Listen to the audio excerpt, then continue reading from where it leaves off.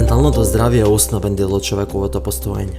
Според Светската здравствена организација, менталното здравје се дефинира холистички, како благосостојба во која индивидуата ги реализира своите способности, може да се справи со нормалните стресови на животот, да работи продуктивно и плодно и да е во состојба да придонесува во заедницата. Во Националната стратегија за унапредување на менталното здравје во нашата земја, во периодот од 2018 до 2025 година, е истакнато дека менталното здравје подразбира капацитет за формирање и одржување релации, учење, работа, одмор и разонода, како и можност и право на лични одлуки и избори. Вака дефинирано, менталното здравје придонесува за хуманиот, физичкиот и социјалниот капитал во заедницата. Од друга страна, нарушеното ментално здравје се поврзува со низа социјални неповолности, злоупотреба на основните човекови права, влошено физичко здравје, намалена продуктивност и зголемен ризик од сериозни психијатарски заболувања. За да зборуваме за менталното здравје во контекст на севкупното здравје, јас ќе почнам со максимата која ја произлезе и ја објави Светската здравствена организација, а тоа е дека нема здравје без ментално здравје. Што всушност тоа значи? Ние не можеме да зборуваме за здрава нација, ние не можеме да зборуваме за здрава индивидуа, ако сакате, или за здрава светска популација, ако под тоа не подразбереме дека здравјето треба да го содржи и менталното здравје. Значи, невозможно е да зборуваме дека здрава нација е само таа нација каде што ќе го намалиме бројот на кардиоваскуларни заболувања, каде што ќе постигнеме рана детекција на малигни заболувања. Сето тоа е во ред и е добро. Меѓутоа, без грижа за менталното здравје не можеме да зборуваме за здрава нација. Од проста причина што менталното и физичкото се еден нераздвоив спој и не постои можност за нивно одвојување. Да го објасниме тоа малце поинаку. Било кое и телесно заболување со себе носи истовремено и една стресна ситуација и вие не можете да најдете, особено не хронично соматско заболување кое не е пропратено со психички нарушувања. Кога зборуваме за превенција на менталното здравје кај децата и младите, многу е важно истото да започне од најрана возраст. Многу е важно да се јакне психолошката отпорност кај децата, како одредени стресни ситуации, трауматски искуства или пак негативни животни случувања не би се одразиле негативно врз неговиот развој, психолошки развој. Кога зборуваме за заштита на менталното здравје, треба да најважни области каде што треба да делуваме, тоа се следните на ниво на семејство и на ниво на заедница. Секако како едно дете ќе реагира на одредено искуство негативно или стресогенно, зависи од неговите индивидуални карактеристики, неговиот темперамент, односно дали детето е пречувствително, секако зависи и од тоа дали детето има лесен темперамент или е дете кое што многу тешко може да се справат родителите со него, така наречен тежок темперамент, дете потврдоглаво и наетливо. Исто така многу како ќе се справи детето со негативните искуства зависи и од неговите когнитивни, односно неговите сознајни капацитети. Колку е детето подобро ги разбира работите, секако дека ќе биде олеснувачки фактор за него. Исто така важна е и способноста на саморегулација на емоциите кај детето, кое што тој почнува да ги учи од измеѓу втората и третата година и веќе од четвртата и петата година треба да умее да ги саморегулира овие емоции, се разбира со поддршка и помош од возрастните. И исто така важно е дали капацитетот на приврзување кон објекти е исто така важен, што исто така е условен од неговите искуства во семејството. Втората област на која што особено треба да се обрне внимание во превенција на менталното здравје на децата, секако е и најважно е семејството. Семејната поддршка е многу важна и многу е важна каква е интеракција на членовите на семејството внатре, нели, помеѓу нив.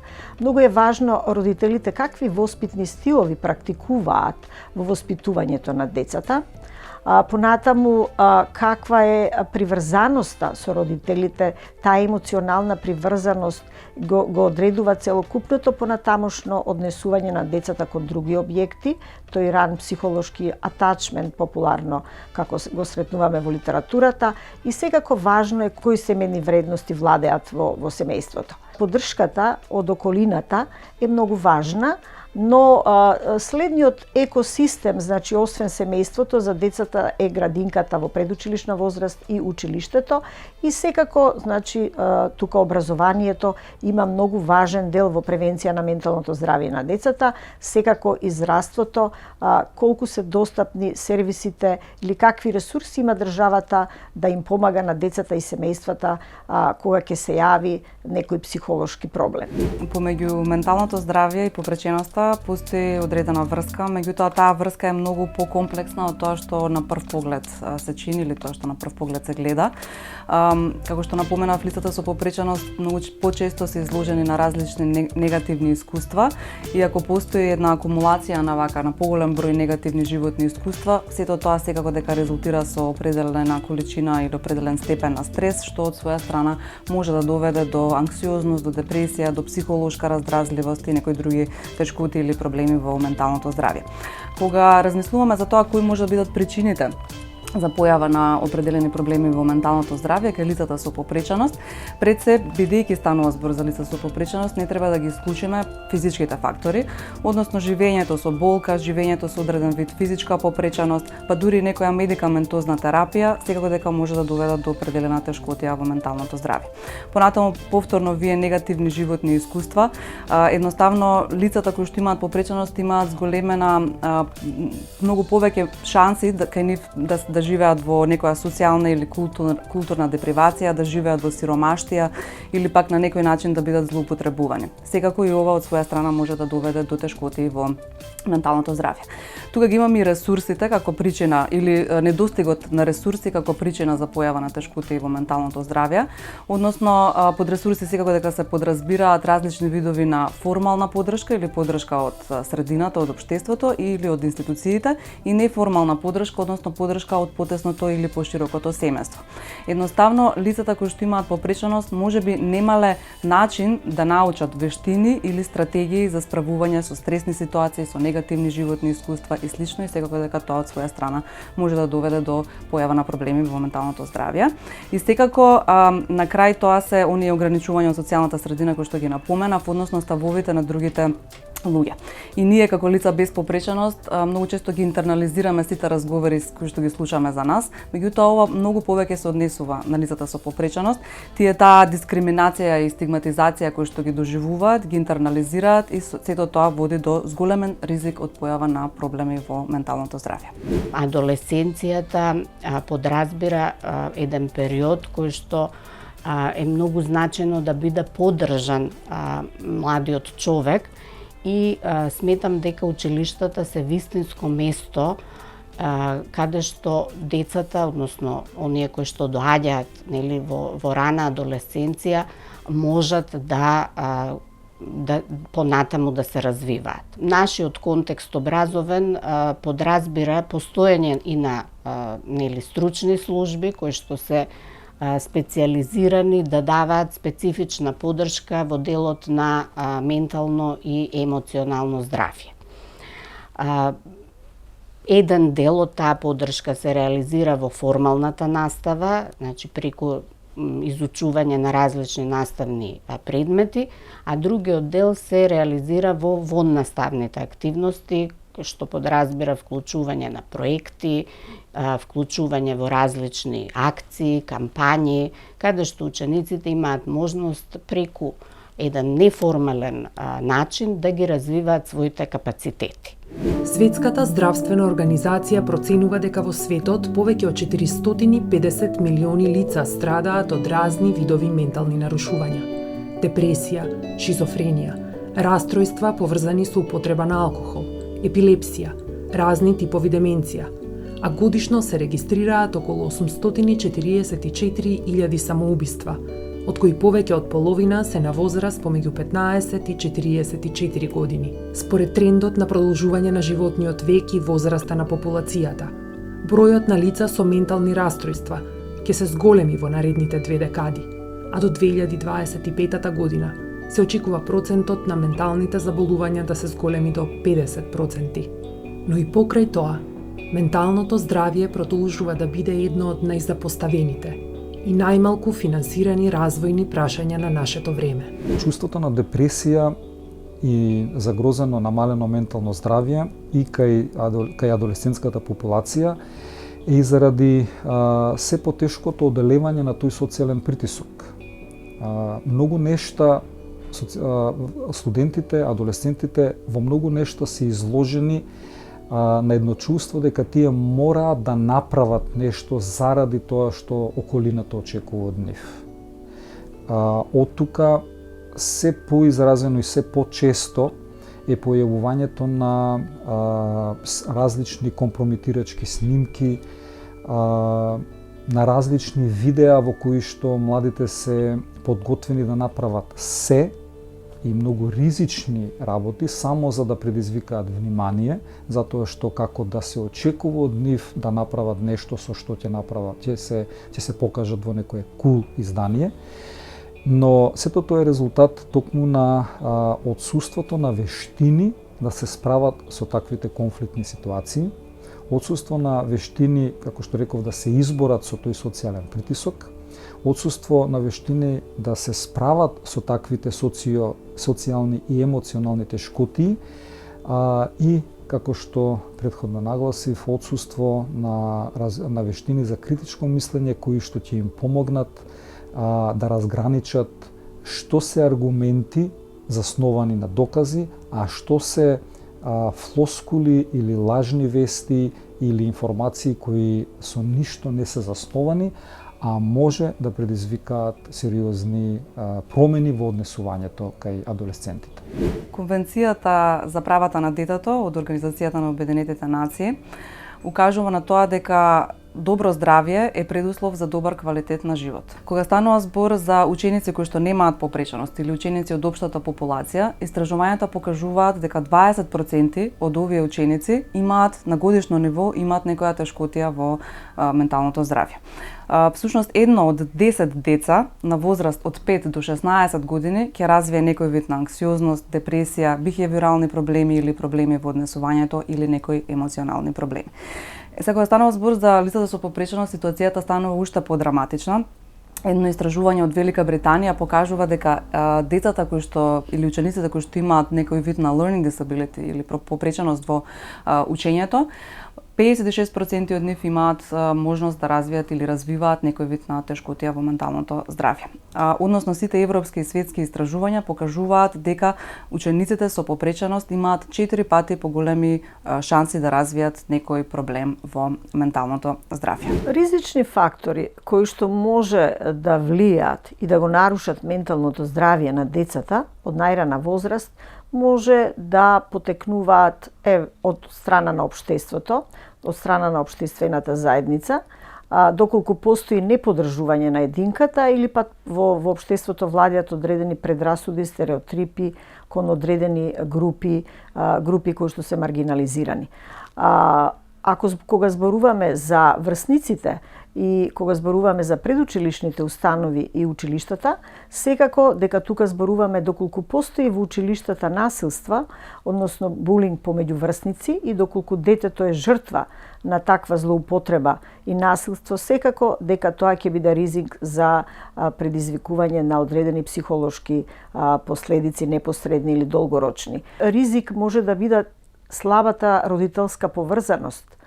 Исто така, доколку дете расте во една клима семејна која што е напната, конфликтна, депресивна. Сиромаштијата или слабата економска состојба на семејството може да биде еден ризик фактор кој што може да го наруши менталното здравје на децата.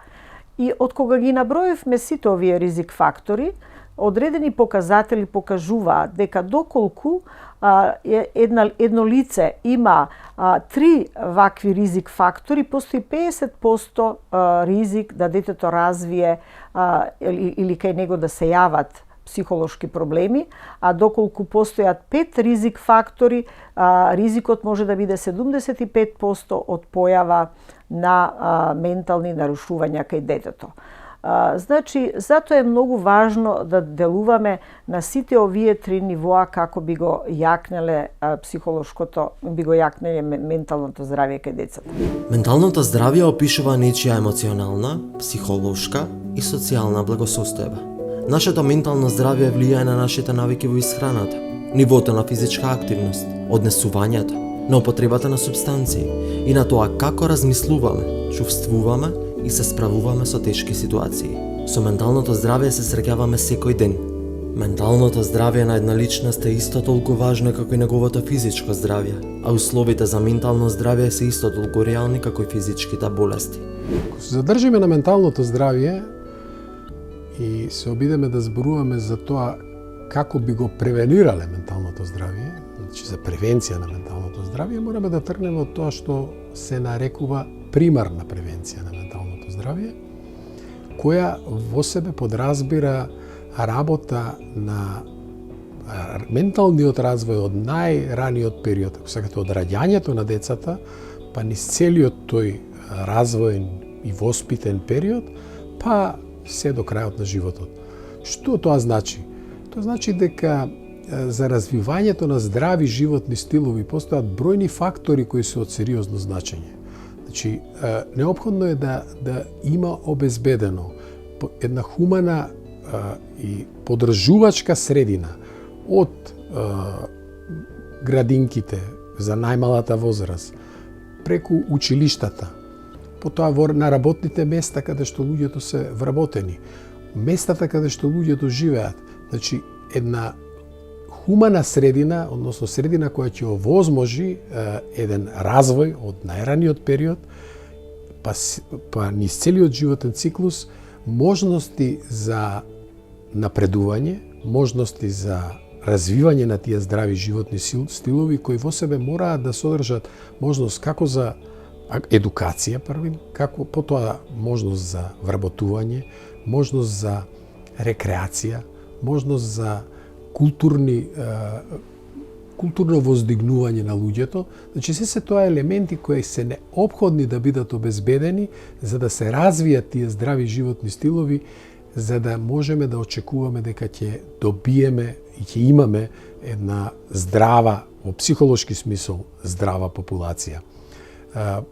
Примарната превенција всушност подразбира склоп на низа фактори кои тука се преплетуваат, од економските фактори, од можноста да луѓето можат да се едуцираат, да се вработуваат, да напредуваат, да заработуваат, да живеат архитектонски, ако сакате фактори, да живеат во една средина која е релаксирачка, која има доста зеленило, каде што има можност за рекреација, една средина во која има можност за брз транспорт и стигнување до местата каде што луѓето треба да стигнат. Значи се тоа фактори кои иако не се директно врзани со менталното здравје, на некој индиректен начин сериозно влијаат на севкупното ментално здравје на нацијата. Потоа, освен примарната превенција, секако дека е битно да споменеме и секундарната превенција, која всушност подразбира рано детектирање на било какви психолошки нарушувања кои ќе се појават кај луѓето од различна причина. Почнувајќи од различните стресни ситуации со кои се соочуваме во секојдневниот живот и манифестациите кои се можат да бидат манифестирани со зголемена анксиозност, со депресивност и со некакви други нарушувања на менталната состојба на луѓето. Од Советот за човекови права истакнуваат дека луѓето со ментални и здравствени состојби и психосоцијални попречености се соочуваат со големи предизвици за признавање на нивните права. Системите и политиките за ментално здравје ширум светот се во криза, со докази за потврди на економски, социјални и други права. Голем процент од ментално заболените лица имаат исклучително намалени можности за едукација, професионален ангажман, како и намалена работоспособност, со што се зголемуваат нивната изолација, депривација, маргинализираност и осиромашеност. Многу луѓе никогаш нема да пристапат до суштинските услуги за ментално здравје или социјална грижа во текот на нивниот живот. Оние кои успеваат во тоа, често се соочуваат со услуги со слаб квалитет. Јавните расходи во овие контексти се исклучително ниски и често неправедно и неефикасно распределени. Се постава прашањето зошто проблемите во менталното здравје кај учениците со попреченост не се препознаени. Причините може да бидат различни. Една од причините е јазот кој што се појавува помеѓу образовните институции од една страна и институциите кои што се грижат за зачувување на менталното здравје кај овие ученици од друга страна. Понатаму причина може да биде ненавремената детекција од страна на наставниците или стручните тимови. Како што кажав на почетокот, многу ретко или скоро никогаш попреченоста не е причина за појава на тешкоти во менталното здравје. Многу почесто причините се оние бариери кои што се наметнати од страна на општествената средина. Друга една причина поради која што може да се јави непрепознавање на проблемите во менталното здравје кај учениците со попреченост е се несоодветните инструменти или несоодветната процена. Во насока на тоа дека понекогаш овие инструменти или овие процени не се развиени или не се спроведуваат во формат кој што им одговара на потребите на лицата со попреченост. За жал, на менталното здравје се работи само преку иницијативи кои што нели биле организирани од страна дали од универзитет или евентуално од потикнати од невладини организации. Тоа биле пократкорочни проекти кои што на некој начин се задржувале на некоја специфика или обработувале одредена проблематика или се занимавале со психичките нели аспекти на одредена популација. Денешниот концепт на ментално здравје далеку го надминува тоа сваќање на менталното здравје дека е отсуство на болест, туку пред се свртува кон една постојана грижа и превенција за одредени нели ментални или нарушувања во рамки на менталното здравје да не настанат. Здравствените установи во рамки на мој термин од 15 минути не можат да обезбедат соодветна услуга на ментално здравје за сите заинтересирани и пред се во здравствена установа се обраќаат луѓе кои што имаат некакви нели или чувствуваат некаква нели ментална дисфункционалност. Од друга страна, сите оние кои што имаат проблеми, прашања, родители со деца кои што најчесто се со проблематично однесување или недобро се вклопени во училишната средина или имаат проблем со лутина или имаат проблем со несоодветно однесување, често пати наставниците, бидејќи немаат служба и не знаат каде, ги упатуваат да се исконсултираат приватен психолог кој патем речено мора да се плати. Не секое семејство има можност да плати приватен психолог или психотерапевт да работи со нивното дете на прашањето на менталното здравје. Наставниците се оние кои што се на работ на професионално сокорување и овде сум присутна повторно да алармирам дека е потребно услугите на ментално здравје, било преку општините или преку централната власт, да се вклучат во обезбедување на бесплатна услуга на граѓаните, поточно на семејствата, децата и младите, во насока на зачувување на менталното здравје, било од аспект на превентивни програми кои што ќе адресираат одредени прашања, од најмали нозе, мора да кажам, до моментот на програми кои што ќе адресираат, ќе санираат одредени настанати ситуации, како со децата и младите, така и со наставниците и со пошироката училишна заедница. Врските и односите што лицата или учениците со ментално здравје ги имаат со другите лица, со нивните наставници, со нивните соученици, може да бидат или може да дадат многу поголем бенефит отколку било кој медицински третман. Не треба да забораваме дека подучувањето или наставничката професија е професија која што се која што се базира на односи и на релации. Така што етосот во училиштето, позитивната емоционална клима и позитивните односи од страна на врсниците, односно соучениците, можат да придонесат кон тоа едно дете со попреченост позитивно да се идентификува во таа група и да се чувствува едноставно дека припаѓа. Со ова би помогнале да се спречи нели појава на различни проблеми во менталното здравје кај овие ученици. Кога зборуваме за заштитните фактори кои што го можат да го намалат негативното влијание на стресните и негативните животни искуства на детето, секако дека детето доколку има карактеристика во обкружување да се чувствува сигурно и прифатено и самото дете да си ги разбира собствените сили и да ги разбира ограничувањата кои што треба да се случуваат е еден од факторите кој што може да биде позитивен. Многу е важно родителите да развиваат еден квалитетен однос со детето. Што значи тоа? Тие да имаат блиски односи, многу е важно заеднички да ги решаваат проблемите доколку се јават. Кохезивноста на семејството вклучува емпатичност, значи емоции во врска во воспитувањето со детето. Секако да се покажува интерес за детето и за неговите постигнувања. Треба да нагласиме дека и вклученоста на таткото во воспитувањето на детето е исто така многу важен, при тоа практикување од страна на двата родитела позитивни родителски вештини во справувањето со растењето и развојот на детето. Треба да се обрне значително внимание на децата и младите, особено ако се наоѓаат во околности каде се изложени на зголемен ризик. Има значителни родови разлики во здравствените и социјалните фактори на ризик. Исто така, постои силна поврзаност помеѓу сиромаштијата, нееднаквостите и лошата ментална состојба. На глобално ниво, самоубиството е втора водечка причина за смрт меѓу оние на возраст од 15 до 29 години.